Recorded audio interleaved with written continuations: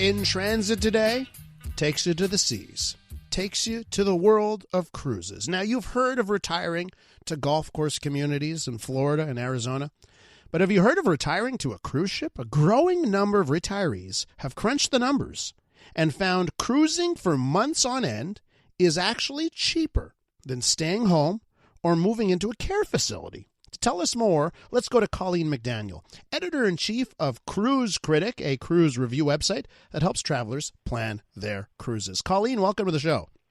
Oh, thanks so much for having me. It's great to be here. So I saw yet another story of a couple that did that crunch of the numbers. They crunched the numbers and they said, well, geez, we can have a mortgage or a rent and we got to pay for our food and do this and blah, blah, blah. And then they said, you know what? Cheaper to go on a cruise forever. So, Colleen, crunch the numbers with us here. When you see stories like this, are you saying, yep, I understand? What are your thoughts? You know, it's funny you say that because my husband and I have actually been talking about it more and more lately. Like, boy, doesn't that seem like a great idea? In truth, a week-long cruise, for example, could be less than $1,000 per person. And if you start looking at the cost of living, especially if you're looking at assisted living or, you know, in an adult community, those numbers get pretty high pretty fast. And the benefit of cruising is all your meals are made for you. You have food anytime you want. You have built-in entertainment. And you also get to see the world. So it's not a bad trade-off. Okay, so you said all those things, and I'm like, yep, makes sense to me. You know, you think about how much you'd spend if you lived at home on rent or on a mortgage, all the money you'd spend on food and that kind of stuff.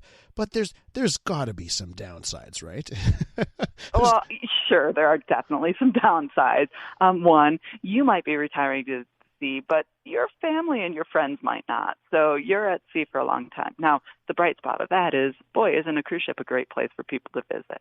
Also, of course, you know, you are going to be on probably the same ship for as long as you can, but it's not always going to be possible for you to be on that ship. For example, cruise lines often will charter a ship to a company, so you might lose your room for a particular sailing. So there might be spots where you absolutely have to get off the ship. I'm ashamed to say this, Colleen. I'm with the editor-in-chief of Cruise Critic, and I've never been on a cruise. Right? I've always been intrigued, and I've never done it. Okay, so tell me a little more here on the side of if you're thinking about doing this, like, are there month-long cruises, 2-month-long cruises? Like, how would it work, by the way, if you want, or would you have to keep finding a new ship and just doing a tour that way? So there's a few things that you can do. One, there are what is called world cruises. And if you're not quite committed to the idea of fully retiring, this is a nice intro to it. These cruises start at about 120 and go to about 160 nights at sea. And they really, truly do go around the world. So it's a great entry into that. And we've seen pricing on those cruises from anywhere from about $12,000 to in excess of $100,000. So you can do it on those big, beautiful ships that you think of that probably have a couple thousand people, or you can even do them on some luxury ships that, we're talking like 600 people, so a little bit less.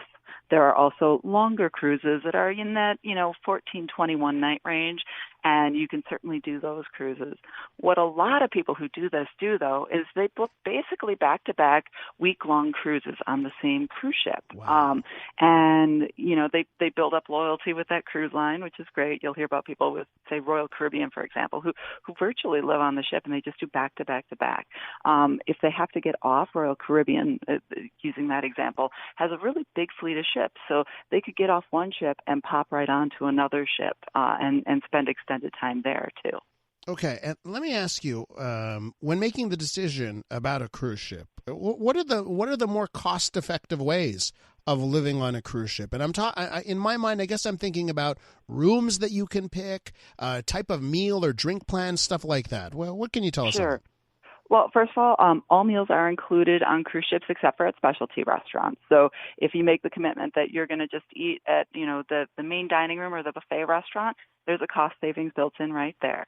The bigger cruise ships tend to be a little less expensive than those small luxury ships, and that's by design. It has to do with the destinations you visit and what's included, that kind of thing.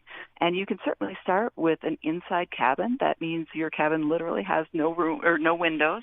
So it's an inside cabin, but that is an entry-level cabin for most people, and so that's going to be your cheapest option. If you're living at sea, you might want to at least have a window so you can get what they call an outside cabin, or you can splurge a little bit and get that veranda cabin. That cabin has a personal balcony. Okay, and on the outside, would you have like a porthole, like on the basic level, like if you wanted? Yeah, you might have a porthole, you might have a window, depending on the cruise line and the location on the cruise ship. All right, so I have to ask you this, Colleen, as we talk about people who are in retirement, thinking about retirement. I imagine the question of health care also comes up, right? So what do you do on that end? As people age, they need health care more and more, and now you're on a cruise ship. So how does that work?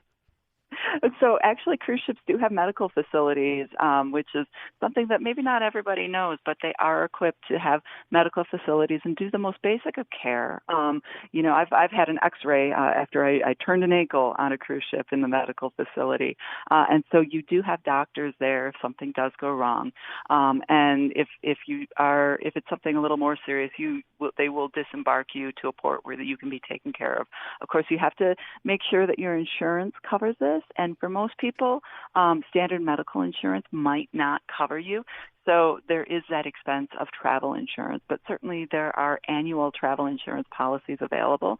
You just need to check the terms and conditions to make sure that they would apply for your new living situation. We're wrapping up with Colleen McDaniel, editor-in-chief of Cruise Critic, and we're talking about retiring to a cruise ship. Colleen, I have a note here from a listener, from Nancy, who says, "This is my dream. I've been thinking about it for years." I guess I'll ask you, Colleen, anything I'm forgetting here? Anything people should be thinking about, considering if they're thinking about a long-term type of cruise life? Yeah, well, I think one thing to keep in mind is that cruising is sort of this ultimate form of travel, right? It does take you around the world. And the great thing about it, we know people snowbird all the time to say Florida or Arizona. But the great thing about cruising is the cruise ship always goes where the weather is good. So there's not really an off season. So certainly something to think about in terms of, hey, where do you want to go and where do you want to visit? Also, the cruise ships do have things like onboard laundry and laundry facilities, which I'm sure some people think, gosh, how do you get that stuff done? And on some you'll pay extra, on others you won't. So those kinds of things are what you need to keep in mind. Also, the great thing about it is, hey, if you want to spend the holidays with your family, they could be on board. Holiday cruising is lovely. But also, you can leave and come back and feel like you never really left. Colleen, last question, another dumb guy never been on a cruise question. You get off the boat, right, a lot, right? You go to ports and they let you off and you get to see cities, right?